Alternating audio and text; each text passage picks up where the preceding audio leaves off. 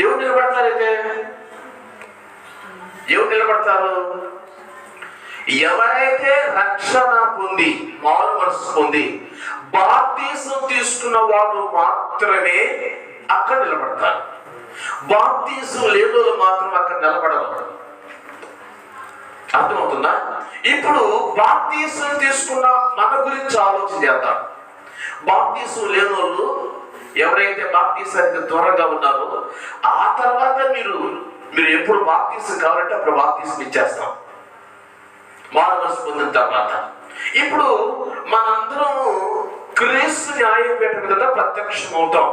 మీ దగ్గర ఉన్న పరిశుద్ధ గ్రంథాన్ని ఒక మాట చదవండి. 2 కొరింథీ పత్రిక 5వ అధ్యాయము 10వ వచనం. 5వ అధ్యాయము 10వ వచనం ఒకసారి చదవండి. చదవండి అన్నప్పుడు బయట చదువుకోవడం కాదు. ఆల్రెడీ ఇప్పుడు వాక్యం చెప్పబోతున్నారు కనుక చదివేయాలనే ఉద్దేశంతో రెడీగా ఉండిపోవాలి. ఎందుకనగా మనందరం అంటే బాప్తీసం తీసుకున్నాం కదా, మనమందరము జరిగించిన క్రియల చొప్పున అవి మంచివైనను చెడ్డవైనను సరే ఈ దేహముతో జరిగించిన వాటన్నిటిని ఫలము ప్రతి వాడును పొందినట్లు, ప్రతి వాడు అంటే బాప్తీసం తీసుకున్న ప్రతి ఒక్కరూ పొందినట్లు మనమందరం అంటే బాప్తీసం తీసుకున్న మనమందరమును క్రీస్తు న్యాయపీఠం ఎదుట ప్రత్యక్షం కావాలిను. క్రీస్తు న్యాయపీఠం ఎదుట ప్రత్యక్షం అవ్వాలట మనందరం. క్రీస్తు న్యాయపీఠం ఎదుట ప్రత్యక్షం అవ్వాలి. ఇప్పుడు మనం అవ్వాలి. అయితే ఆయన ఎట్లా కూర్చుంటాడు అని చెప్పారు కదా, ఆయన ఎట్లా కూర్చుంటాడు? అది న్యాయపీఠం. ఏంటో చెప్పండి? న్యాయపీఠం. ఇక్కడ నీకు న్యాయం జరగకపోవచ్చు, అక్కడ యేసయ్య న్యాయం సమకూర్చడానికి కూర్చుంటాడు. అక్కడ యాక్చువల్ గా న్యాయం జరుగుతుంది నీకు. ఇక్కడ దేవుని బిడ్డలకి ఎవరికి న్యాయం జరగదు. ఒక విషయం చెప్పలేదు మీకు, ఈ భూమి మీద బైబిల్ గ్రంథంలో భక్తులందరూ వారి జీవితాలు గమనించినప్పుడు వారి ఈ లోకములో ప్రభు నమ్ముకొని సరైన వస్త్రత లేక, ఆహారాలు లేక, నిద్ర లేక సేవ చేసి చేసి చేసి చేసి వాళ్ళ జీవిత యాత్ర ముగించుకుని వెళ్ళిపోయారు. ఈ లోకములో వాళ్ళకి సరైనటువంటి జీవితం ఉండదు. నిజమైన క్రైస్తవులకి, నిజంగా కష్టపడే వాళ్ళకి సరిగా ఉండదు. మీకు ఒక విషయం చెప్పనా? మీరు నిజంగా కష్టపడి మంచి మంచి ఇల్లు కట్టుకొని సంతోషంగా ఉండగలరా? నిజంగా కష్టపడి ఎవరైనా చెప్తారా? నిజంగా కష్టపడితే ఎవరు సంతోషంగా ఉండలేరు. అబద్ధాలు చెప్పుకొని, మోసాలు చేసి, అన్యాయాలు చేసి, అక్రమాలు చేసి, మేడల మీద మేడలు కట్టించుకొని, అంతా చేసి సుఖ సంతోషంగా కష్టపడి తెలియలేకపోకుండా జీవించే వారికి, అలాంటి వారికి ఈ లోకం యోగ్యం. ఈ లోకం యోగ్యం ఎవరికయ్యానంటే ఈ లోకము అన్యాయంగా అక్రమంగా తిరిగే వారికి మాత్రమే. అయితే దేవుని బిడ్డలకు మాత్రం, నిజమైనటువంటి వారికి మాత్రం ఈ లోకము యోగ్యమైనది కాదని నేను చెప్పటం కాదు, పరిశుద్ధ గ్రంథం చెప్తా ఉంది. ఒకసారి చూడండి, హెబ్రీ పత్రిక చూడండి, 11వ అధ్యాయం చూడండి. హెబ్రీ పత్రిక 11వ అధ్యాయం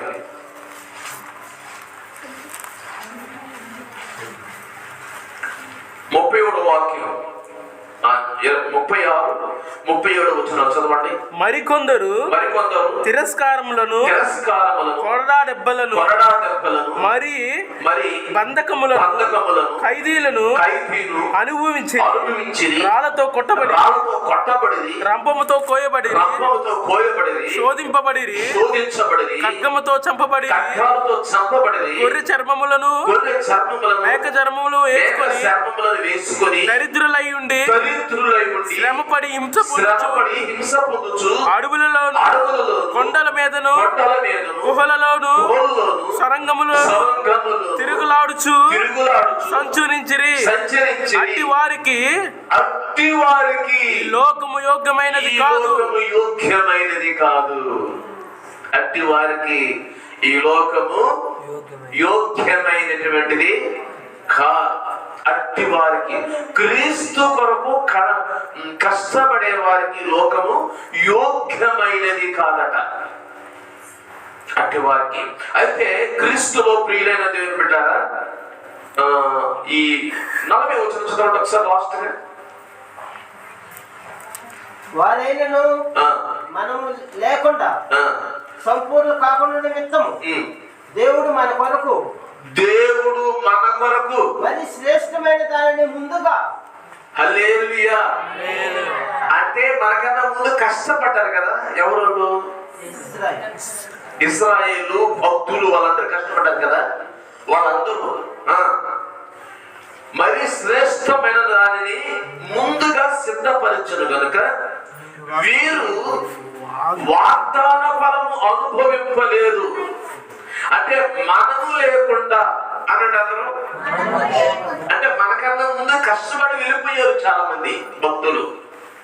అన్యాయంగా తిరిగినోళ్ళు కాదు, అక్రమాలు పాపాలు చేసిన వాళ్ళ సంగతి కాదు ఇక్కడ.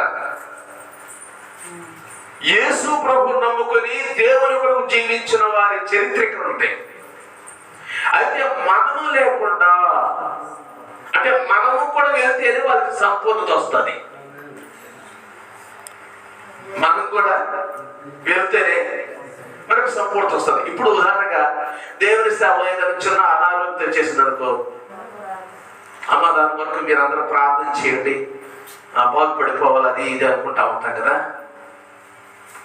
అయితే దేవుని వాక్యంలో మనం చదువుతాం, మనము లేకుండా, అంటే మనం కూడా వెళ్ళిపోతేనే వారికి దేవుడు ఏదైతే సిద్ధపరిచారో ఆ వాగ్దానాలు వాళ్ళకి మనకి కలిసి అందరికి ఒకేసారి ఆయన ఇస్తాడు. ఇప్పుడు మనం నేర్చుకోవాల్సింది ఏంటంటే, ఈరోజు మనం ఏం నేర్చుకుంటున్నామంటే, క్రీస్తు న్యాయ సింహాసనపు తీర్పు. క్రీస్తు న్యాయ సింహాసనపు తీర్పు ఒక తీర్పు. ఈ తీర్పులో ఏం జరుగుతుందంటే, తీర్పు తీర్చేటప్పుడు ఈ భూమి మీద దేవుని కొరకు శ్రమపడుతున్న తన బిడ్డలకి ఆయన తీర్పు తీర్చడానికి ఒక్కొక్క రోజున కూర్చుంటాడు అక్కడ. ఒక్కొక్క రోజున కూర్చుంటాడు అక్కడ. అయితే దేని విషయంలో తీర్పు తీరుస్తాడు? ఎవరికి తీర్పు తీరుస్తాడు? మొదటి విషయం ఏంటంటే, ఎవరికి తీర్పు తీరుస్తాడు? మొదటిది ఎవరికి తీర్పు తీరుస్తాడు? ఎవరికి తీర్పు తీరుస్తాడు? ఎవరికి తీర్పు తీర్చేది ఆయన?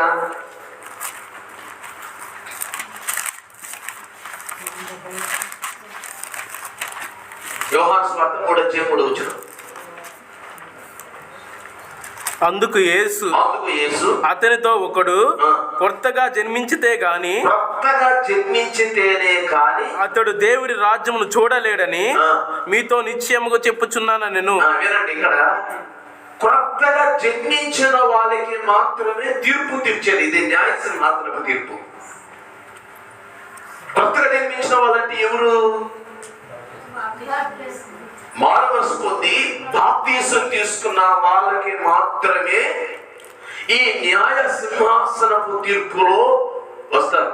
ఎందుకు అక్కడికి వస్తారు అనంటే, వాళ్ళు మారుమనసు పొంది బాప్తీసం తీసుకొని ఉపవాసాలు ఉండి దేవుని కొరకు కష్టపడి రాత్రి పగలు ఇలాగ చేసి వాళ్ళ యాత్రా జీవితాన్ని ముగించుకొని వెళ్ళిపోయారు గనక వారికి ఏం జరుగుతుందంటే, క్రీస్తు న్యాయ సింహాసనపు తీర్పు జరుగుతుంది. ఆ తీర్పులో బాప్తీసం తీసుకున్న మనందరం అక్కడ నిలబడతాం. ఎక్కడ? క్రీస్తు న్యాయ సింహాసనపు తీర్పులో అక్కడ నిలబడతాం. ఎప్పుడు నిలబడతామంటే, మనం దేవుని దగ్గరికి వెళ్ళిపోయిన తర్వాత. అందుకనే ఈ దేహంలో ఉండగానే మనము ఈ దేహంతో మనం ఏం చేయాలంటే, దేవుని కొరకు కష్టపడటానికి ఇష్టపడాలి. ఇక్కడ గమనించినప్పుడు దేవుని వాక్యంలో ఒకవేళ ఆయన సింహాసనం క్రీస్తు న్యాయ సింహాసనం మీద కూర్చున్నాడు, మనందరం వెళ్ళాం, రక్షణ బాప్తీసం తీసుకున్నాం. అంటే బాప్తీసం తీసుకున్నాం, నమ్మి బాప్తీసం పొందే బాప్తీసం అనేది ఉచితం. జాగ్రత్తగా వినాలి ఇక్కడ అంశం. బాప్తీసం తీసుకుని కేవలం చర్చికి వస్తా వెళ్తా ఉంటే అక్కడ బహుమానాలు ఉండవు. ఇక్కడ రెండు విషయాలు ఉన్నాయి. క్రీస్తు న్యాయ సింహాసనపు తీర్పులో ఎందుకు ఆయన తీర్పు తీరుస్తాడంటే బహుమానాలు ఇవ్వటానికి. అది ఆ తీర్పు, బహుమానాలు ఇచ్చేది. ఇప్పుడు ఎవరికి బహుమానాలు ఇస్తారు? క్రికెట్ చూస్తున్నారు కదా మీరు, ఎవరికి బహుమానాలు ఇచ్చేది? ఆ గెలిచిన వారికి మాత్రమే కదా. అందరికి ఇస్తారా? అందరూ పరిగెత్తుతారు, అందరికి బహుమానాలు వస్తాయా?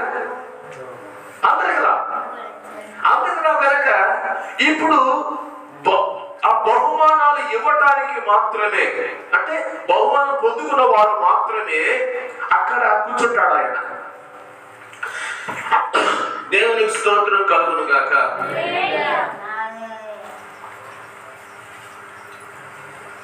ఒకవేళ మారు మనసు పొందాం, బాప్తీసం తీసుకున్నాం, దేవుళ్ళలోకి వస్తా ఉన్నాం, నమ్మకం వస్తున్నాం, అంతగా జరిగిపోతుంది.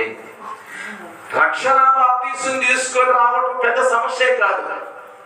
అసలు రక్షణ బాప్తీసం దేవుడు ఇచ్చింది ఉచితం. ఉచితం అంటానికి ఒకసారి కొన్ని విషయాలు మీరు చదవండి.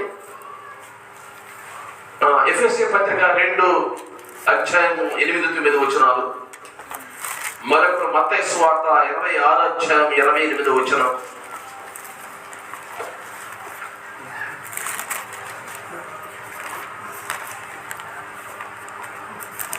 ఎఫెసీ పత్రిక 2:8-9. మీరు విశ్వాసము ద్వారా కృపచేతనే రక్షింపబడి ఉన్నారు.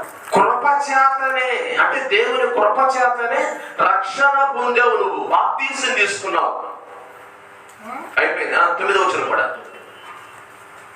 అది క్రియల వలన కలిగినది కాదు. మనమేదో పుణ్యం చేసుకుని రక్షణ బాప్తీసం రాలా మనకి. కనుక ఎవడును అతిశయింప వీలు పడదు. నువ్వేదో బాప్తీసం తీసుకొని చర్చికి వచ్చినంత మాత్రాన నేనేదో బాప్తీసం తీసుకున్నాను ఇంకా అయిపోయింది అతిశయపడతాను నీవు వీలు పడదు. అది ఎందుకు నీకు వచ్చింది ఆ భాగ్యం అంటే దేవుడు ఉచితంగా ప్రసాదించాడు నీకు అది. తర్వాత మరియు వాటి యందు మనము నడుచుకొనవలెనని. చాలు మత్తయి సువార్త 26:28, 26-28.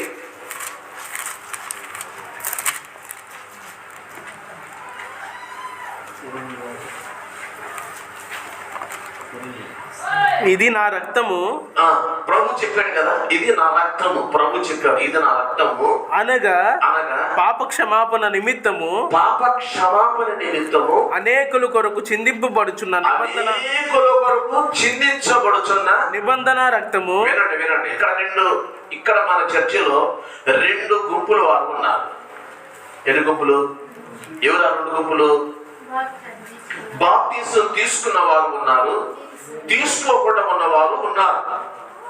అయితే రక్తం అనేది అనేకుల కొరకు చిందించబడుతున్న నిబంధన రక్తం. మన కొరకే కాదు, వాళ్ళకి కూడా.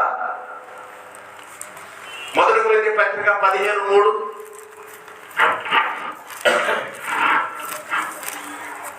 1 కొరింథీ పత్రిక 15:3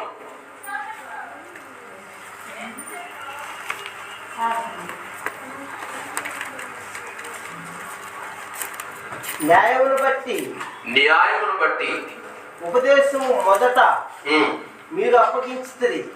అదేమనగా లేఖనముల ప్రకారము క్రీస్తు మన పాపముల నిమిత్తము మృతి పొందెను, సమాధి చేయబడెను, లేఖన ప్రకారము 3వ దినము లేపబడెను. అంటే లేఖనాన్ని బట్టి జరిగింది. ఈ 3 వచనాలు ఏం చెప్తారంటే అది మన వలన జరిగింది కాదు. మనం పాప పాపులమై ఉండగా క్రీస్తు మన కొరకు సిలువలో రక్తము చిందించి సమాధి చేయబడి తిరిగి లేచి ఆరోగ్యమయ్యాడు. దాని ద్వారా నువ్వు రక్షించబడ్డావు. రక్షణ పొందటానికి నీవు నేను పెద్ద ఘనకార్యమేమి చేయట్లా. అయితే ఇప్పుడు ఆయన దగ్గర నిలబడిన తర్వాత ఆయన బహుమానం పెట్టిస్తాడు. ఇప్పుడు మీరు బాగా గమనించాలి. ఇక్కడ రెండవది, ఒకటేమో రక్షణ పొందటానికి మన ఘనకార్యమేమి చేయట్లా. జస్ట్ బాప్తిస్మం తీసుకున్నాం, మారుమనసు పొందాం, ఇంకా దేవుని సన్నిధిలో జీవిస్తున్నాం. అయితే నేను రక్షణ పొందానయ్యా, అందుకోసం నేను వచ్చి నాకు బహుమానాలు ఏంటి ఇస్తాడు ఆయన?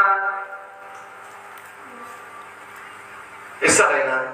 మరి ఎట్లా ఇస్తాడు?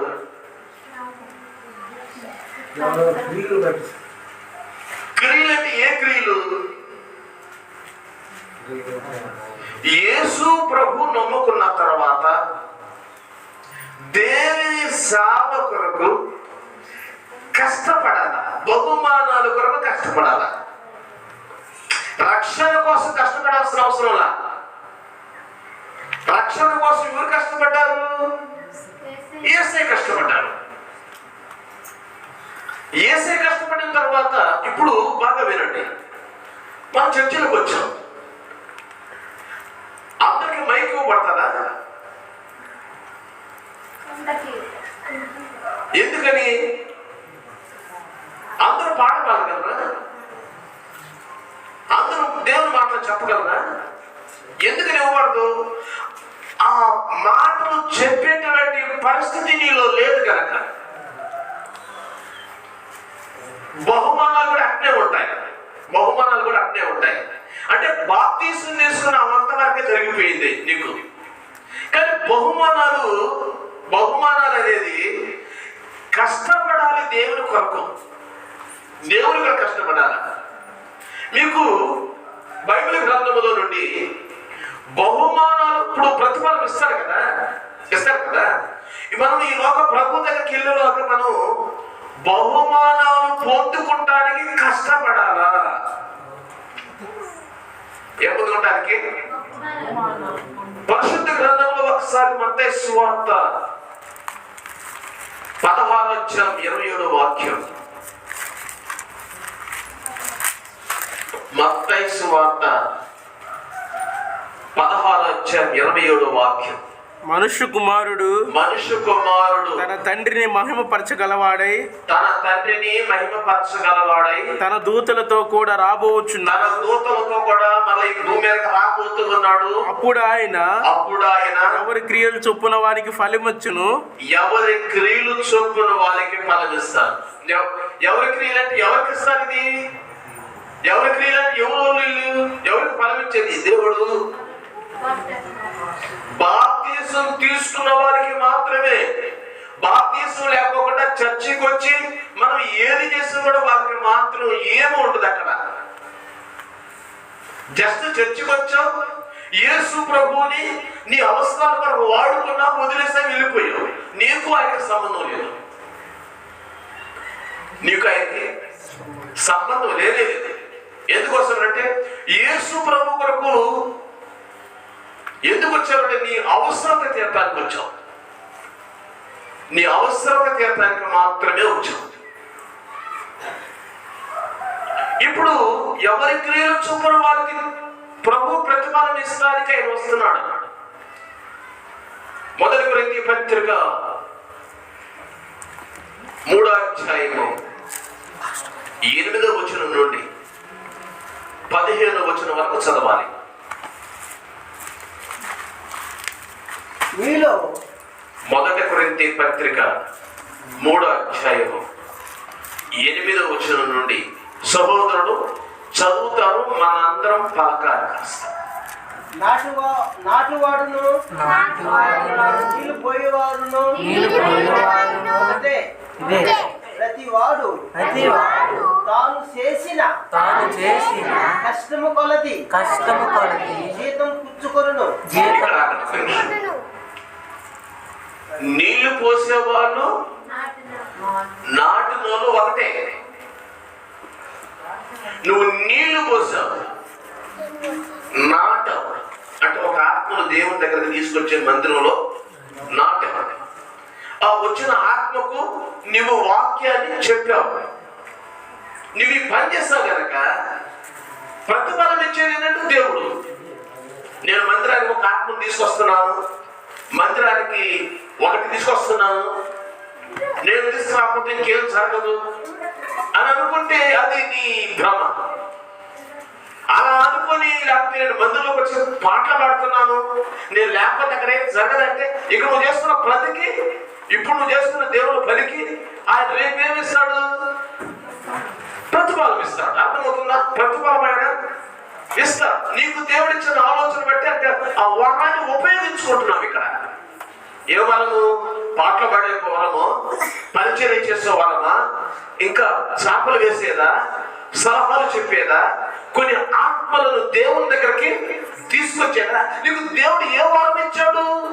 దాన్ని ఉపయోగించుకుంటున్నావు. ఇక్కడ యేసు ప్రభువు ఉపయోగించుకోవడానికి భూ సంబంధమైన ఆశీర్వాదాల కోసం కాదు. కొంతమంది బాప్తీసం తీసుకుంటే నేను ఉద్యోగం వచ్చిన తర్వాత బాప్తీసం తీసుకుంటాను అన్నట్లా. బాప్తీసం ఎందుకు? పరలోకానికి. బాప్తీసం ఎందుకు? పెళ్లికి అవసరం లేదు. ఎందుకు బాప్తీసం? పరలోకం వెళ్ళడానికి. పరలోకం వెళ్ళిన తర్వాత నువ్వు అక్కడ ఆయన దగ్గర నిలబడిన తర్వాత నీకేమి ఇవ్వాలి? ఏమి ఇవ్వాలి? బహుమానాలు ఇవ్వాలి. నాటే ఆయనకి, నాటి వ్యక్తికి, నీళ్లు పోసే వ్యక్తికి ఆయన ప్రతిఫలం ఇస్తాడు. చదువుమా, చదవండి. మేము దేవుని దత్తపడిన వారమై ఉన్నాము. మీరు దేవుని వ్యవసాయమును దేవుని కృపమనై ఉన్నారు. దేవుడు నాకు అనుగ్రహించిన కృప చొప్పున నేను నేర్పరైన శిల్పకారుని వలె పునాది వేసి దాని మీద కట్టుచున్నాడు. ప్రతి వాడు దాని మీద ఎలాగో కట్టుచున్నాడో జాగ్రత్తగా చూసుకోవలను. వేయబడినది తప్ప వారి యొక్క పునాది ఎవడను వేయ నేరడు. ఈ పునాది యేసు క్రీస్తే. ఎవడైనను ఈ పునాది మీద బంగారము, వెండి,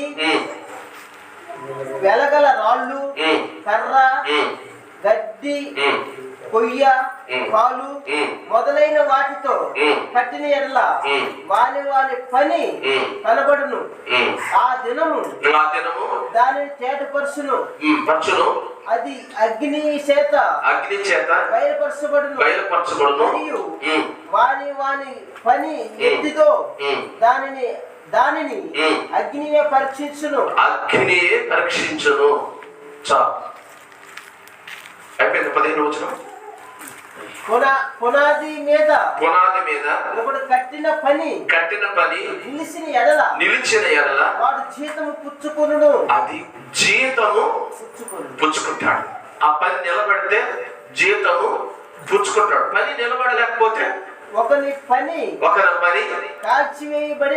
కాల్చివేసిన ఎడల వానికి నష్టం కలుగుతుంది. అతడు తన మట్టుకు రక్షించబడును గాని అగ్నిలో నుండి తప్పించుకొనున్నట్లు రక్షింపబడదు. జాగ్రత్తగా వినాలి. ఇప్పుడు మనం క్రీస్తు న్యాయపీఠం మీద నిలబడతాం. నిలబడిన వాళ్ళందరికీ బహుమానాలు దొరకవు. మనము బహుమానాలు దొరికేటట్టుగా పరిగెత్తాలి. ఈ భూమి మీద బహుమానాలు దొరికేటట్టుగా పరిగెత్తాలి. పెట్టుకుంటాం. ఏ ఉద్దేశం మీద పెట్టుకుంటాం? మన ఇంట్లో ఏదో కార్యక్రమం జరగాలనే ఉద్దేశంతో పెట్టుకుంటాం. అది మన స్వార్థం కొరకు. అదే సేమ్ టైంలో ఆ కుటుంబ ప్రార్థన చేత ఒక్క ఆత్మైనా రక్షించబడుతుందా అంటే ఆ గురిక. ఏ గురిక? మన ఇంటికాడ కుటుంబ ప్రార్థన చేత ఒక్కరైనా సంఘములో కొత్త వాళ్ళు వస్తున్నారా? ఆ రూట్గా మనము కార్యక్రమం జరిగించకపోతే ఇంకా యేసు ప్రభువును మనం ఎలాగా వాడుకున్నట్లు? కేవలం మనస్వార్థం కొరకు మాత్రమే వాడుకున్నట్టు. కానీ మన ద్వారా, అంటే మనకు ఇంటి దగ్గర జరిగే కుటుంబ ప్రార్థన చేత మన ద్వారా, అంటే మనకి బహుమానాలు దొరకవు. ఎందుకు దొరకవు? ఏంటి అసలు కుటుంబ ప్రార్థనకు ఉద్దేశము? అయ్యా, నా కుటుంబంలో అంతా రక్షించబడుతూనే కాకుండా కొత్త వాళ్ళు కూడా రక్షించబడాలి. ఒకసారి ఒక ఇంటికాడ కుటుంబ ప్రార్థన జరిగింది. ప్రార్థన జరగడం అంటే ఏమనుకుంటా ఉంటామంటే అమ్మాయిని పంపించేటప్పుడు లేదా అబ్బాయిని పంపించేటప్పుడు కుటుంబ ప్రార్థన అది ఓకే. కానీ సేమ్ అదే టైంలో ఇప్పుడు ఆ కుటుంబ ప్రార్థన దేవుడికి సంబంధించబడింది. కేవలం ఆ ఇంటి స్వార్థం కొరకు మాత్రమే ఆ కుటుంబ ప్రార్థన ఉపయోగపడింది. కానీ రేపు దేవుని దగ్గర బహుమానాలు తీసుకుంటానికి ఆ కోణంలో కుటుంబ ప్రార్థన జరిగిందా? జరిగినట్టేనా? బాగా గమనించి, ఈ దేవుని దగ్గర బహుమానాలు పొందుకునే కోణం ఏందయ్యానంటే, ఇప్పుడు మన దగ్గర కుటుంబ ప్రార్థన జరిగినప్పుడు మంచి భోజనాలు పెట్టామో అది కాదు, ఇష్టమైతే పెట్టాము, లేకపోతే వాళ్ళ స్వార్థాన్ని బట్టి కుటుంబ ప్రార్థనలు జరుగుతూ ఉంటాయి. అయితే ఆది అపోస్తుల సంఘములో వాళ్ళు ఇంటింటిగాడ కుటుంబ ప్రార్థన జరిగేటప్పుడు అనేకులు వచ్చి వారితో కలిసి సంఘము విస్తరించుతూ ఉందంట. అంటే ఆత్మలు రక్షించబడతా ఉన్నాయి. ఒకటి ఏంటంటే, వాళ్ళ ఇండ్లు క్షేమం కొరకు, రెండవది కొన్ని ఆత్మలు కుటుంబ ప్రార్థన అంటే ఎవరైనా వస్తారా? బంధువులు పిలుచుకుంటారుగా మా ఇంటికాడ కుటుంబ ప్రార్థనని పిలుచుకున్నప్పుడు వాళ్ళని అంతవరకే వదిలేయటం కాదు, వాళ్ళని మన దేవుని దగ్గరకు స్థిరపరిచే వరకు నీ ఇంటి దగ్గరికి ఎంతమంది అయితే వచ్చారో వాళ్ళని ఏం చేయాలి మనము అంటే, సంఘ సహవాసంలో స్థిరపడే వరకు నువ్వు దేవుల్లో ఎంతవరకు ఎదిగావో వాళ్ళ వరకు కష్టపడతానే ఉండాలి. ఆ వ్యక్తి విషయంలో నువ్వు ఇంటికాడ కుటుంబ ప్రార్థన జరిగిందా, భోజనాలు పెట్టేసామా, ఆయన ప్రార్థన పెట్టుకోకపోతే ఏదన్నా అంటారా? ఎందుకులే మనకు వచ్చిన గోడ, ఒకసారి అందరితో పాటు ప్రార్థన పెట్టుకుంటే సరిపోద్ది. అది ఏ కుటుంబ ప్రార్థనది? కేవలం మనస్వార్థం కొరకు మాత్రమే జరిగింది అది. అయితే రేపు మన బహుమానాల వరకు అక్కడ తీసుకోవాలి కదా. ఈ కుటుంబ ప్రార్థన ద్వారా కొత్త వాళ్ళు అక్కడ వచ్చినప్పుడు వాళ్ళని ఏ రూపాయన మన ఇంటికాడికి వచ్చారు కదా, కొత్తగా వచ్చారు కదా, వాళ్ళని పరిచయం చేసుకొని ఆ రూపాయన స్వార్థ ప్రకటించి వాళ్ళతో ఏమి ఏర్పాటు చేసుకోవాలంటే ఒక సహవాసాన్ని ఏర్పాటు చేసుకోవాలి. వాళ్ళు ఏం చేసుకోవాలి? మనం ఒక సహవాసం పెట్టుకోవాలి. అప్పుడు వాళ్ళు నీ ఇంటికాడికి వచ్చిన తర్వాత ప్రేమతో పలకరించటం, నీ కాడ ఉన్నదే వ్యర్థం, వాళ్ళని ఇంకా నేను మందిరానికి తీసుకెళ్తాను, కొన్ని ప్రార్థన చేపిస్తాను, మీ కుటుంబ విషయం కొరకు మన చర్చలో ప్రార్థనలు చేస్తారు, భయపడవద్దు అని ఒక సహవాసం పెట్టుకొని ఆ వ్యక్తి నువ్వు ఎంతవరకు వెదిగావో దేవుణ్ణిలో, ఎంతవరకు వెదిగావు? రక్షణ బాప్తీసం తీసుకునే వరకు ఎదిగావు కదా, అంతవరకు ఎదిగిపోయి కనుక ఆ నీ తోటి వ్యక్తిని ఆ స్థితికి తీసుకొచ్చే వరకు నువ్వే కష్టపడతా ఉండాలా. నువ్వు ఒక సహవాసం ఏర్పాటు చేసుకోవాలా. యవనస్తులైతే యవనస్తులు, లేకపోతే పురుషులైతే పురుషులు, స్త్రీలైతే స్త్రీలు. ఇవన్నీ కష్టపడిన దానికి మనం ఇందాక చదివాం కదా. నాటు వేసేది ఒకరు, నీళ్లు పోసేది ఒకరు. వీళ్ళిద్దరూ చేసిన దానికి దేవుడు మనకి ఏమిస్తారంటే జీతం ఇస్తాడు. ఆయన ఏమిస్తాడు? ఆయన మనకి జీతం ఇస్తాడు. ఆయన ఇస్తాడు జీతం. ఎంతమందికి కావాలి దేవుడిచ్చే జీతం, దేవుడిచ్చే బహుమానాలు? మనకి ఎంతో శాశ్వతంగా ఉండడం ఆ సంగతి మనకు తెలుసు. అర్థమవుతుందా? పోయిన వారం ఒక సహోదరి ఊరిలో ఉంటుంది. ఆమెకు వచ్చే అర్పణలన్నీ కూడా ఆ సంఘానికే వస్తూ నమ్మకంగా ఉంటా ఉంది. ఆమె ఏం చేయబడిందంటే తన తల్లి చనిపోయింది. అంతకుముందు ఒక కొడుకున్నాడు, తమ్ముడు ఉన్నాడు, తమ్ముడు చనిపోయాడు. బంధువులు వదిలిపెట్టి యేసు ప్రభు నమ్ముకున్నందుకు బంధువులందరూ వదిలేసేశారు. ఇక నా సంఘమే నాకు దిక్కు అనుకొని నమ్మకంగా ఆ సంఘానికి వెళ్తా ఉంది. జాగ్రత్తగా వినాలి ఈ విషయం. కొంతకాలం అయిన తర్వాత ఎట్లాగో నా కులాన్ని నేను వదిలిపెట్టేసుకొని సంఘమే నాకు దిక్కు అని నేను మందిరానికి వచ్చేస్తున్నాను అనుకొని కొంతకాలం వచ్చేసింది. మొట్టమొదటి ఆ ప్రభుని తెలుసుకుంది. తన తల్లి భయంకరమైన విగ్రహాలు ఉంటే ఆ అమ్మాయిని మార్పించేసి అమ్మ దేవుడే అని ఆస్తిలో తన తల్లిని సొంతగా బాప్తీసం తీసుకొని ఇంకా ప్రార్థన చేస్తూ ఆ స్థితికి తీసుకెళ్ళింది. ఒక పక్క ఆమెకి భర్త లేడు, ఒక పక్క జీవన సంబంధమైన పని చేసుకుంటూ, ఒక పక్క తల్లి రక్షణ కొరకు పాటుపడుతూ, మరొక పక్కన తన తమ్ముడు కొరకు పాటుపడుతూ ఇలాగ జీవిస్తూ ఉంది. కొంతకాలానికి తమ్ముడు చనిపోయాడు, మరి కొంతకాలానికి తల్లి చనిపోయింది.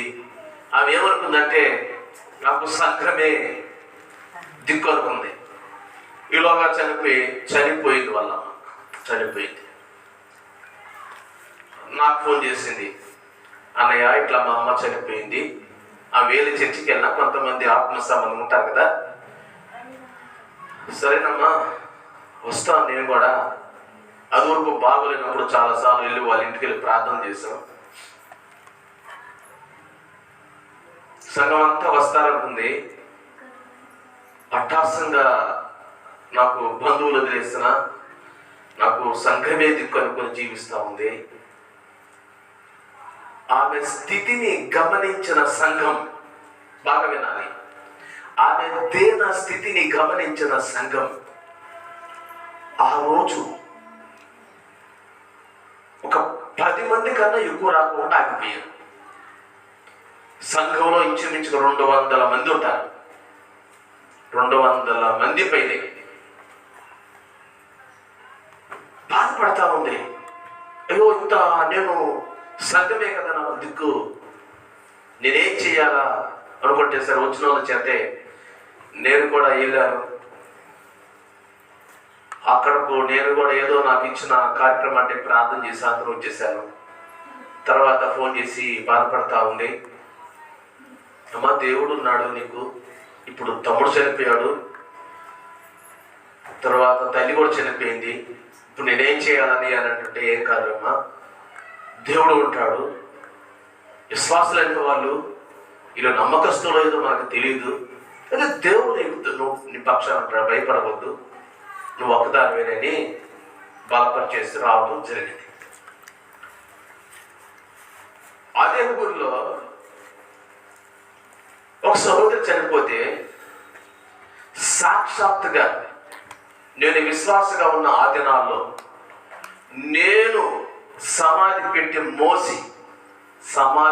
మోసి నేను గుంట తవ్వి పాతి పెట్టి వచ్చిన సందర్భాలు ఉన్నాయి. దీన స్థితిలో ఉన్నప్పుడు ఎందుకు ఆ వ్యక్తికి అంత కష్టపడాలో తెలుసా? అలాంటి వారి పక్షాన్ని మనం నిలబడాలా. అప్పుడే మనం చేసిన దానికి దేవుడు ఏమిస్తారు? అక్కడ బహుమానాలు ఇస్తారు. మన ఇంటికాడ మనమేముంటా ఏమండి, మనం ఏదో పనికి వెళ్తా చర్చికి వస్తుంటే ఏం రావు, బహుమానాలు ఏముండవు అక్కడ మనకి. ఇప్పుడు పోనీ బాప్తీసం తీసుకొని ఏదో చర్చికి వస్తే వెళ్తా ఉన్నంత మాత్రాన్ని బహుమానాలు కూడా ఏమి ఉండవు. నువ్వు నమ్ముకున్న తర్వాత నాటు వేసేది ఒకరు, నీళ్లు పోసేది ఒకరు, వీళ్ళిద్దరు చేసిన దానికి దేవుడు అక్కడ ఏమిస్తాడు? ఏ సింహాసనపు తీర్పది? న్యాయ సింహాసనపు తీర్పు, ధవళ సింహాసనపు తీర్పు కాదు, న్యాయ సింహాసనపు తీర్పు. ఆ తీర్పులో నువ్వు ఒక వ్యక్తిని తీసుకొచ్చి చర్చిలో నాటావు, ఒక మందిరంలో నాటావు. దానికి అందరి విశ్వాసాల ప్రోత్సాహాన్ని బట్టి నీళ్లు పోసారు, అంటే వాక్యం చెప్పారు, సంఘం సేవ చేశాడు. ఈ రెండు పనులు చేశారు. మీ పని మీరు చేశారు, నా పని నేను చేశాను. మనందరం కలిసి ఏ పని చేస్తున్నాము? సువార్త పని చేస్తా ఉన్నాం, దేవుని పని చేస్తా ఉన్నాం. అయితే చేసే ముందుగా రేపు ఒక రోజున ఆయన ఎదురు నిలబడతాం. ఆయన ఏం చేస్తారంటే, ఆయన దగ్గర ఒక బుక్ ఉంటుంది, పుస్తకం ఉంటుంది. ఆ పుస్తకంలో ఇందాక మనం చదువుకున్నాం కదా, ఈ దేహంతో జరిగించిన క్రియలు అవి మంచివైనను సరే చెడ్డవైనను సరే వాటికి ఫలము పొందటానికి మనము ఆయన ఎదుట నిలబడాలి. ఒకవేళ నువ్వు కష్టపడకుండా ఉంటే అక్కడ నువ్వేమవుతావంటే, తల దించుకోవాల్సిన బహుమానం లేకపోతే తల దించుకోవాల్సిన పరిస్థితి వస్తుందేమో. బహుమానం పొందుట కొరకు కష్టపడాలా. ఇప్పుడు మనం ఎందుకు స్వార్థ ప్రాణం చేస్తున్నాం అక్కడక్కడ? మరి వాళ్ళతో, ఆ కొత్త వాళ్ళతో ఒక సహవాసం ఏర్పాటు చేసుకొని వాళ్ళని చర్చకి తీసుకొస్తూ వాళ్ళ అవసరాలు ఏందో నువ్వు తెలుసుకొని వాళ్ళ కొరకు నువ్వు ప్రార్థన చేస్తూ, ఇలాగా మనము అక్కడ బహుమానాలు కావాలి కనుక ఇక్కడ ఉండగానే ఏం చేయాలంటే కష్టపడాలా. రక్షణ కొరకు కష్టపడాల్సిన అవసరం వల్ల, రక్షణ కోసం కష్టపడాల్సిన అవసరం వల్ల, మందిరం లోపలికి రావాలి, మందిరానికి లోపలికి రావడానికి కష్టపడాల్సిన అవసరం వల్ల, మందిరం లోపలికి జస్ట్ సాకులన్నీ రెడీ చేసేసి ఉన్నాయి. ఇప్పుడు ఇక్కడ వచ్చి కష్టపడేది ఏమీ లేదు. ఇక్కడ కష్టపడేది ఏం తగ్గ నువ్వు అంటే, ఆ విన్న వాక్యానికి స్పందించి, ప్రభువా ఈ రోజు మొదలుకొని నేను నీ కొరకు నేను కొన్ని ఆత్మలు నీ దగ్గర తీసుకురావడానికి కష్టపడతాను అని ఇక్కడ తీర్మానం చేసుకోవడమే కాకుండా, ఆ తీర్మానం ప్రకారం బయటికి వెళ్ళి నీ పని నువ్వు చేసుకుంటూ, ఆ తీర్మానం ప్రకారం నువ్వు ఎంతవరకు ఎదిగావో దేవుణ్ణిలో,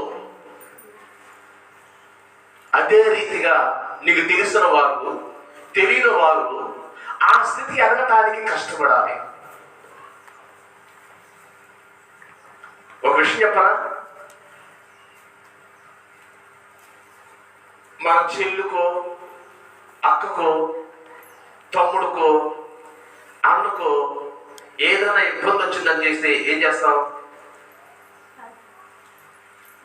ఇబ్బంది వచ్చిందని తెలిస్తే ఏం చేస్తాం? బాధపడిపోయి ప్రార్థన చేయాలనుకుంటాం.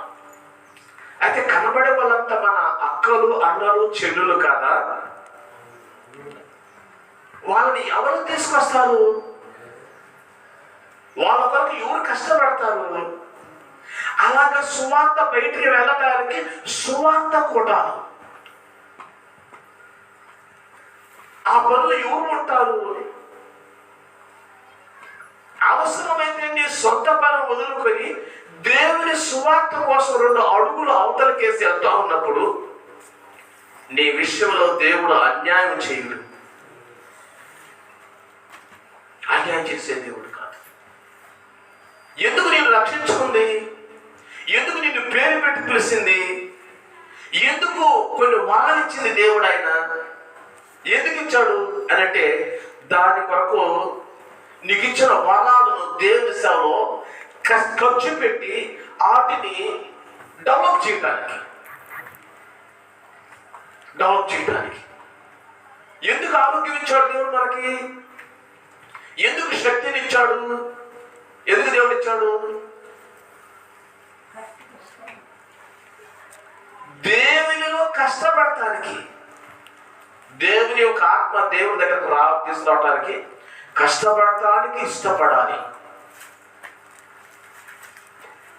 ఈ న్యాయ సింహాసనపు తీర్పులో ఎవరు ఉంటారంటే, ఎవరికంటే బహుమానాలు ఇచ్చేది బాప్తిస్మము తీసుకున్న వారికి మాత్రమే. బాప్తిసం తీసుకున్న వారికి మాత్రమే. బాప్తిసం తీసుకొని ఆ రక్షణ అలాగే ఉంటారు కాదు. నువ్వు ఎందుకు బాప్తిసం ఎంత ఎదిగావు? ఒక విషయం చెప్పనా? మంచి, బాగా వినండి, మంచి మనస్సాక్షి కలిగిన అక్క చెల్లెల గురించి తను ఎలాగా డెవలప్ అయిందో చెప్తాను. నేను అక్కలు చెల్లెలు అట్లా మంచి మనస్సాక్షి కలిగిన అక్క అంటున్నా. ఇక్కడే మీరు గమనించాల్సిన ఒక విషయం, అక్క చెల్లి కాదు, మంచి మనస్సాక్షి కలిగిన అక్క, మంచి మనస్సాక్షి కలిగిన చెల్లి, మంచి మనస్సాక్షి కలిగిన తమ్ముడు, లేక మంచి మనస్సాక్షి కలిగిన ఎదిగిన అన్నయ్య, నా తమ్ముడు కూడా నేను ఆ స్థితిలో ఉండాలని కోరుకుంటాడు. నేను అందరూ అట్లా ఏం చెప్పాను, ఇక్కడ ఒక మంచి పదం ఉపయోగించే పదం, మంచి మనస్సాక్షి కలిగినటువంటి చెల్లి. చెల్లి కాదు, అన్న కాదు, తమ్ముడు కాదు కదా, మంచి మనస్సాక్షి కలిగిన చెల్లి అలా ఉంటే, అలాగే దేవుడు నీకు మంచి మనస్సాక్షి లోపల పెట్టలేదా? లోపట ఉందా? అసలు ప్రేమ ఉందా నీ లోపట? బాప్తీసం తీసుకున్నావు కదా, నీ లోపట ప్రేమ అనే పదం ఉందా? సచిన్ అడిగలేడు, ప్రార్థన చేయబట్టి ఏమంటాడంటే ప్రేమ, సంతోషం, సమాధానం, దయాళత్వం, మంచితనం, దీర్ఘశాంతం, ఆశా నిగ్రహం. అబ్బా, నేను ప్రార్థన చేస్తూ ఉండగా 9 వస్తే ఒక్కొక్క రోజు ఒక్కొక్క ప్రసంగం చేయాలని సిద్ధపడ్డా. ప్రేమ మొట్టమొదటి పదం, మారు మనసు పొందిన ఫలాలు ప్రేమ. నిజంగా నీలో ఆ ప్రేమ ఉంటే, ఏ ప్రేమ? దేవుని ప్రేమ ఉంటే. ఎవరుస్తున్నారా మీకు స్నేహితులు లేరా? మరి వాళ్ళ గురించి నీకు బహుమానం కావాలంటే ఇప్పుడు కష్టపడవా?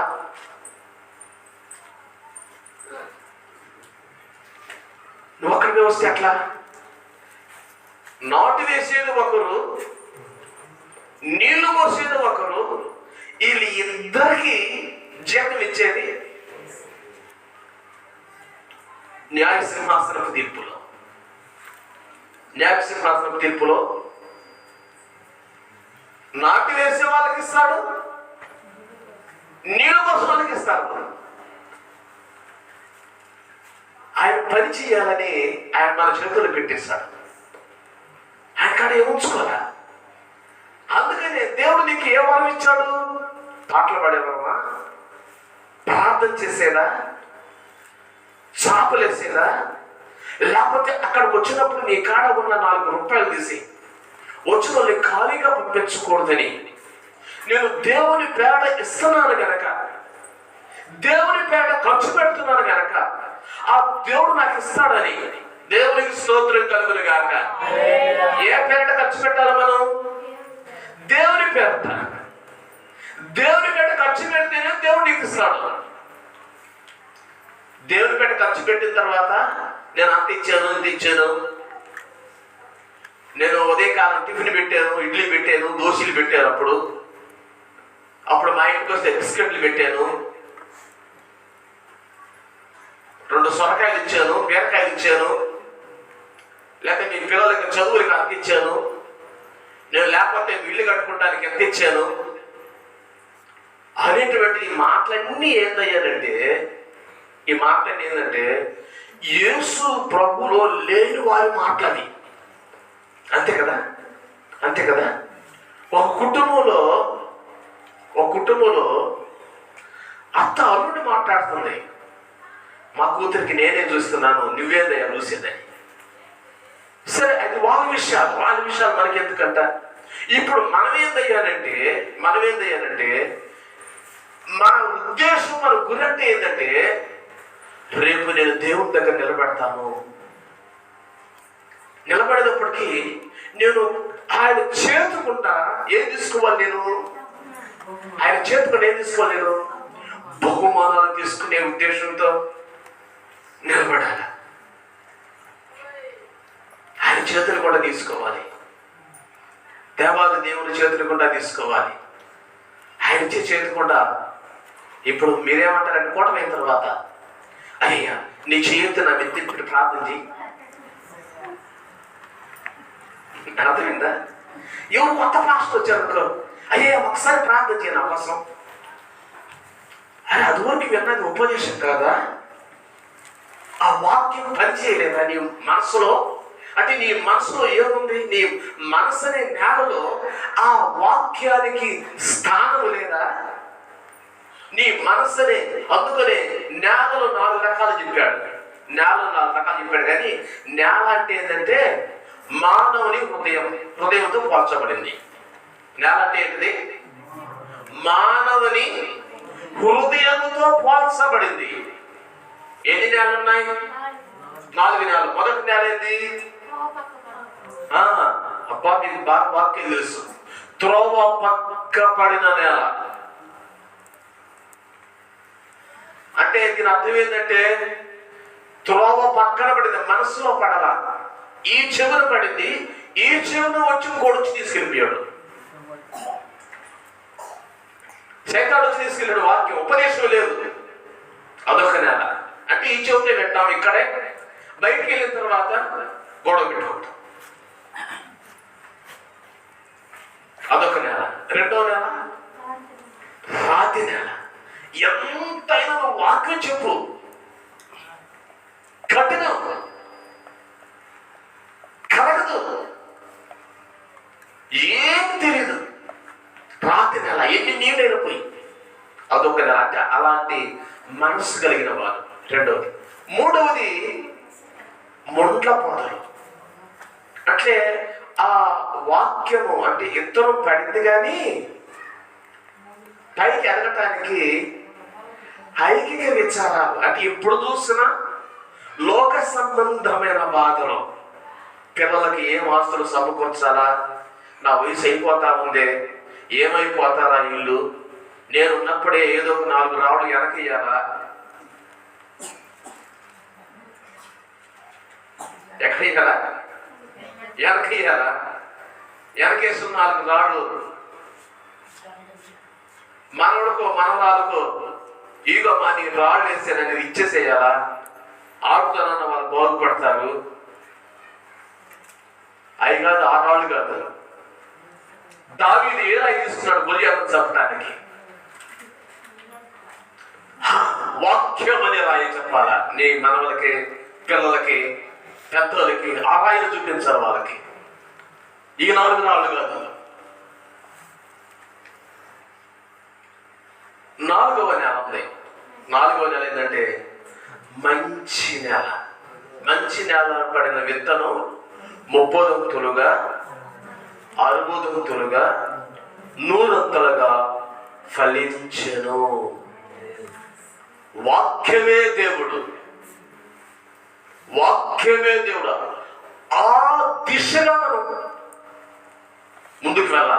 ఈ 2023వ సంవత్సరంలో మార్చి నెల 5వ తేదీ ఈ వాక్యం విన్న దేవుని బిడ్డలారా, ఒక్కొక్క రోజున నేను ఆయన ఎదుట నిలబడతాను కనుక ఈ ప్రార్థన అయిపోయిన మొదలుకొని ఏదో ఒక రీతిగా మీరు సువార్త చెప్పడానికి ప్రత్యేకించి బైబిల్ పట్టుకుని వెళ్ళిపోవాల్సిన అవసరంలా. మీకు ఫ్రెండ్స్ చెప్పారు కదా ఇందాక ఒక మాట, మంచి మాట. మంచి మనస్సాక్షి కలిగిన తమ్ముడు, మనస్సాక్షి కలిగిన చెల్లి 4 రూపాయలు సంపాదించుకుంటే తప్పనిసరిగా చెప్తాది మనసులో. చెప్తా ఆ డబ్బులు ఎట్టొచ్చి చెప్తా. మనస్సాక్షి కలిగిన చెల్లి. అయితే నువ్వు నిజంగా మనస్సాక్షి అనేది నీ కాడుంటే నువ్వు బాప్తీసుమని ఎదిగావు కదా. మీ చెల్లికి ఒక్కసారన్నా, మీ అక్కకు ఒక్కసారైనా రక్షణ పొందలేరు వారి సంగతి. మీ తమ్ముడికి ఒక్కసారైనా ఫోన్ చేసి ఎప్పుడు చూసినా బాధ ఏం చేస్తున్నా ఆ గొడవలే తప్ప అసలు యేసు ప్రభు గురించి ఒక్క మాట చెప్పావా? బాప్తీసం తీసుకున్న వాళ్ళు ఇప్పుడు మనం ఇక్కడి నుంచి తీర్మానం చేసుకోవాలి. బాప్తీసం లేని వాళ్ళ పక్కనే పెట్టండి, రేపు గుడ్ ఫ్రైడే వస్తుంది, మీరు బాప్తీసం తీసుకుంటే ఓకే. ఇప్పుడు ఎవరికి సింహాసనపు తీర్పు అంటే న్యాయ సింహాసనపు తీర్పు ఎవరికి? బాప్తీసం తీసుకున్న వాళ్ళకి. ఆ తీర్పులో ఏమంటారంటే నువ్వు కష్టపడిన దానికి న్యాయం సమకూరుస్తాడు ఆయన. అక్కడ ఆయన చేతులు కూడా బహుమానాలు ఇస్తాడు. ఎన్ని బహుమానాలంటే 7 రకాలైన బహుమానాలు ఉన్నాయి. ఎన్ని బహుమానాలు? 7 రకాలైన బహుమానాలు ఉన్నాయి. 7 రకములైన బహుమానాలు ఏంటి అంటే తర్వాత మనం తెలుసుకుంటాం దేవుని చిత్తాన్ని బట్టి. కనుక రక్షణ ఉచితమే, కానీ బహుమానం మాత్రం ఉచితం కాదు. బహుమానం మాత్రం ఉచితంగా దొరకదు. క్రికెట్ ఆడే వాళ్ళందరికీ బహుమానాలు ఇస్తారా? ఆ పరుగు పందులు గెలిచిన వాళ్ళకి మాత్రమే. అయితే అందరూ పరిగెత్తుతారు. అయితే అందరికీ ఒక్కడికే బహుమానం వస్తుంది తెలియదు వాళ్ళకి. తెలిసినా కూడా ఏ గురిగా పరిగెత్తుతారు? గెలవాలనే ఉద్దేశంతోనే పరిగెత్తుతారు. అంతే కదా. ఎంతమంది పోటీలు చేసినా గెలిచేది ఒక్కడే కదా. అవునే కదా. 10 పార్టీలు ఉన్నవి కానీ గెలిచేది మాత్రం ఒక పార్టీ. అలాగనే బహుమానం మాత్రం తీసుకునేది ఒక్కడే. ఆ దిశలో మనం వెళ్ళాలంటే కొన్ని ఆత్మలను దేవుడు సంపాదించడానికి సువార్త చేయాలా? ఏం చేయాలి? ఆ సువార్తను వెళ్ళటానికి బతిలాడాల్సిన అవసరం. అక్క నువ్వు వస్తావా, చెల్లి తమ్ముడు వస్తావా, అబ్రాహ్మ నువ్వు వస్తావా, ఫోన్లు చేసుకోవటం అంటే అర్థం ఇట్టం.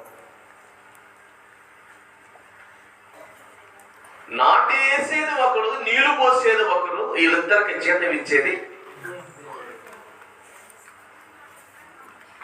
ఆయనట. అందుకోసం ఎక్కడ సువార్త కూటం అంటే ఏం చేయాలి మనం? మా ఇంటికాడ సువార్త కూటం పెట్టాలని అడగక ముందే చేతులు పైకెత్తి అనాలి. కానీ మీ ఇంటికాడ కూటం పెట్టుకుంటావు, మీ ఇంటికాడ కూట పెట్టుకుంటావు, మీ ఇంటికాడ ఉందా?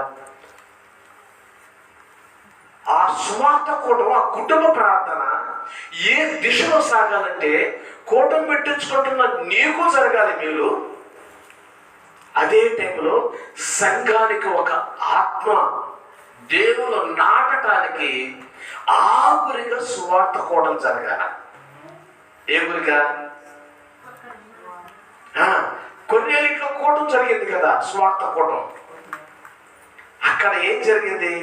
అక్కడ ఆ ఇంట్లో ఉన్న వాళ్ళందరూ అభిషేకం పొందుకోవడమే కాదు కానీ ఆ రాత్రి అదే రోజులో ఏం చెప్పాడంటే, అమ్మ మీరు మీ మీదకి అభిషేకం వచ్చింది, మీ మీదకి దేవుడు కృప వచ్చింది, ఇంకా బాప్తీసు లేట్ చేయకండి అని అప్పటికప్పుడే వాళ్ళకి బాప్తీసు ఇచ్చినట్టుగా జరిగింది. అంటే ఇప్పుడు ఏం జరిగింది? అక్కడ 2 కార్యాలు జరిగినాయి ఆ కూటంలో, ఆ ఇంటికాడ కుటుంబ ప్రాంతంలో. ఒకటి, ఆ కుటుంబం ఇంకా అభివృద్ధి చెందడానికి ఉపయోగపడింది ఒకటి. రెండవది, కొన్ని ఆత్మలు అంటే కొన్నేళ్ళకున్న బంధువులు, ముఖ్య స్నేహితులు ఉన్నారు కదా, వాళ్ళందరూ కూడా రక్షణ పొందడానికి ఆ కూటం ఉపయోగపడింది. ఈరోజు మొదలుకొని రేపు పాస్టర్ చెప్పారు కదా, బుధవారం మంచివారం నేను వచ్చి ప్రార్థన చేద్దాం అన్నప్పుడు రేపు వచ్చే బుధవారం ఎక్కడ? ఎవరింటి కాడ?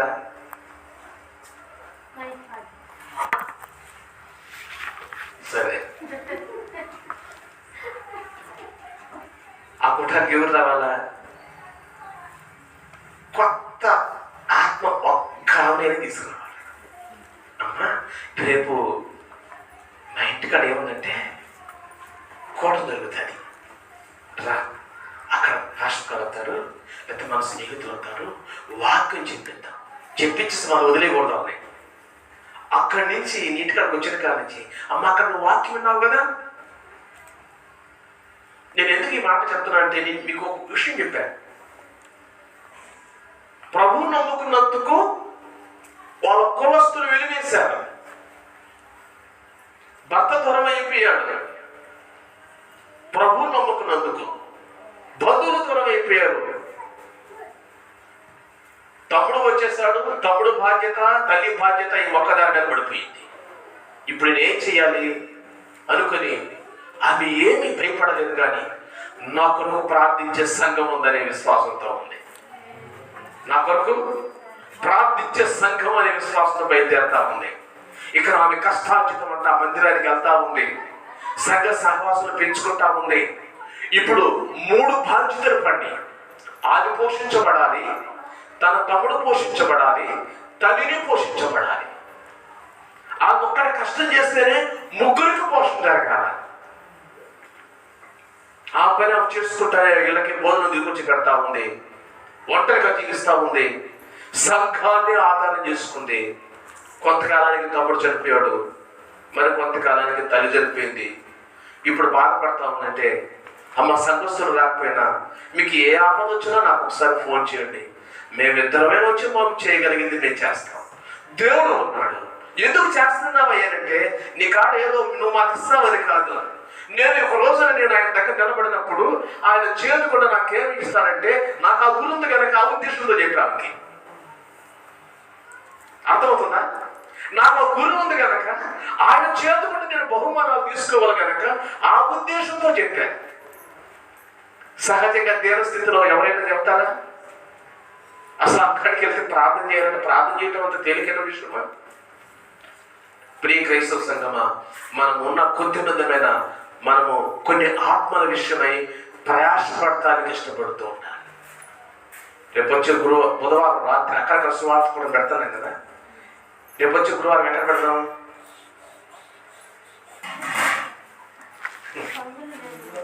పగులు నువ్వు చెప్పి సరే తర్వాత సంగతి. దేవునికి స్తోత్రం కలుగును గాక. ఇప్పుడు మనం ఏం నేర్చుకున్నాం చెప్పండి? ఏ అంశం అంటే న్యాయ సింహాసనపు తీర్పు అనండి. ఇది ఎవరికి? ఆ మాట స్పష్టంగా చెప్పాలి. బాప్తిసం తీసుకున్న వాళ్ళందరికీ, అందరూ వచ్చి నిలబడాలి. అందరూ వచ్చి నిలబడితే ఈ ఆత్మలు తీసుకొచ్చిన వాళ్ళందరికీ బహుమానాలు ఇస్తుంటే, బాప్తిసం తీసుకున్నాం, చర్చికి వస్తున్నాం, అందరూ కిరీటాలు పెట్టుకుని వెళ్తుంటే వాళ్ళకి కిరీటం లేకుండా ఏదో లోపల నుంచి మామూలు కూర్చుంటే ఎంత సేమ్ అయిపోతుంది. కిరీటాలు పెట్టుకున్న వాళ్ళకి, ఏదో అమ్మలు కూర్చున్న వాళ్ళకి ఆ పరలోకంలో దేవుని దగ్గర ఏమి లేకపోతే అందరూ ఆయనే కదా చూసేది. అందరూ ఏంటి ఎవడవాడు? ఇందాక మన సహోదరుడు వాక్యం చెప్పాడు. ఆ వాక్యం చదవడే ప్రార్థన చేద్దాం. కొరింథీయులకు రాసినటువంటి మొదటి పత్రిక 3వ అధ్యాయం 15వ వచనం చదవండి. ఒకని పని కాల్చివేయబడిన ఎడల వానికి నష్టం కలుగుతుంది. అతడు తన మట్టుకు రక్షించబడును గాని అగ్నిలో నుండి తప్పించుకున్నట్లు రక్షింపబడును. అది అగ్నిలో నుండి లాగా అవతల పడేసినట్టుగా రక్షణ ఉండాలి. కానీ ఇంకా ఆ వ్యక్తికి బహుమానాలు ఏముండవు. ఎవరి దగ్గర ఉండదు? దేవుని దగ్గర ఉండదు. ఆ వచ్చిన మళ్ళా చదువున్నాను, చాలా ఆత్మ సమయం మనకు అర్థం ఉంది. అంటే మనం పని చేస్తున్నాం కదా. ఏం పని చేస్తున్నాము? దేవుడు పని చేస్తున్నాం కదా. అంటే మన పని కాల్చివేసే రీతిలో పని చేయకూడదు. అగ్ని వచ్చి పడిపోయినట్టు ఒక వ్యక్తిని ఎంతవరకు దేవుళ్ళకు నడిపించాలంటే ఆ వ్యక్తి మీదకి ఎన్ని శ్రమలు వచ్చినా శ్రమలను తట్టుకొని చర్చలో నిలబడేలాగా ప్రోత్సాహం కలిగేయాలి. కానీ నేను ఆ రోజు ఏదో కనబడింది మాట్లాడేసాను, ఇంకా నాకు ఎందుకు లేని ఉద్దేశంతో నువ్వు మానేస్తే నువ్వు చేసిన పనికి అగ్ని వచ్చి కాల్ చేసిన తర్వాత ఇంకా అక్కడ ఏం దొరకదంటే బహుమానం ఉండదు, కానీ నీకు మాత్రం రక్షణ ఉంటుంది. అది ఎట్లా ఉంటుంది? అదేనంటే ఒక కాలిపోయే వాడిని లాగి వదల పడేస్తే కాలిపోయేవాడు బయటకు వచ్చిన తర్వాత ఎట్లా ఉంటాడు? గాయాలతో రకరకాలుగా ఉంటాడు. అట్లాగా పరలోక రాజ్యం వెళ్తాం అంతే. అట్లాగే వెళ్దామా, లేక మనం బహుమానాలు తీసుకునే రీతిలో వెళ్దామా? ఆ గురిగా సువార్త పరిచర్య మనందరం చేయవలసిన వారమై ఉన్నాము. ప్రార్థన చేద్దాం.